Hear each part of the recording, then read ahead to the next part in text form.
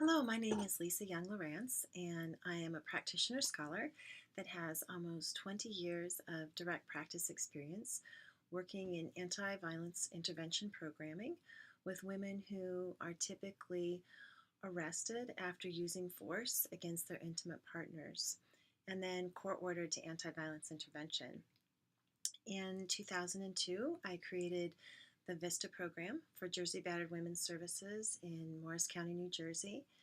In 2007, I created the Renew program for Catholic Social Services of Washtenaw County in Ann Arbor, Michigan.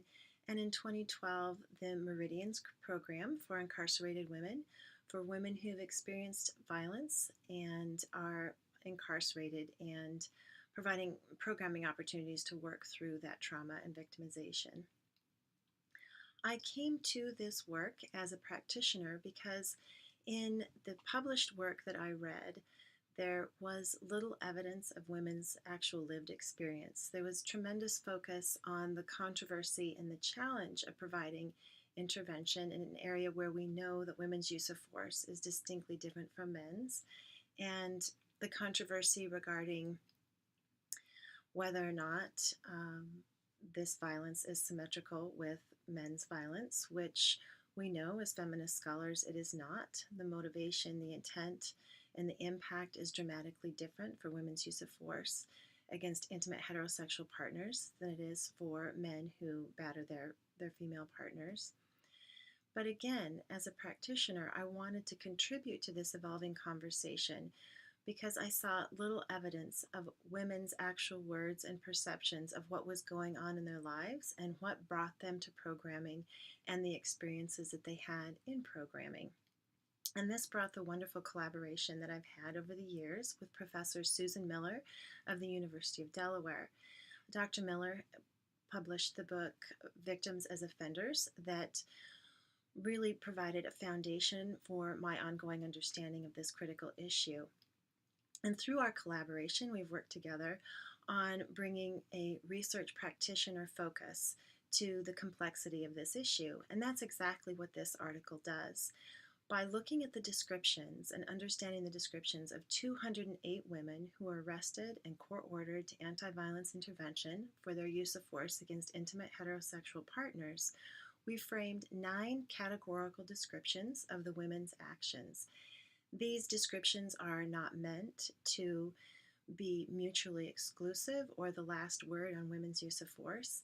Instead, they are meant to build upon this evolving conversation of these complexities and to more deeply understand from the women's words the actions that brought them to the attention of the criminal legal system. In doing so, we hope to inform intervention, provide intervention practitioners with ideas for innovation and a deeper understanding of the critical nature of gender-responsive trauma-informed approaches to working with women who've used force.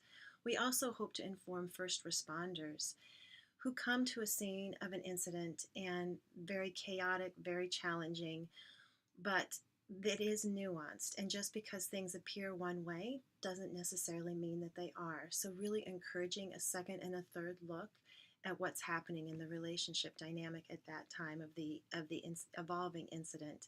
And we also hope that this work will inform policy. Many states across the United States are creating or have created standardized batter intervention program standards, of which programs for men who batter and programs for women who use force must comply.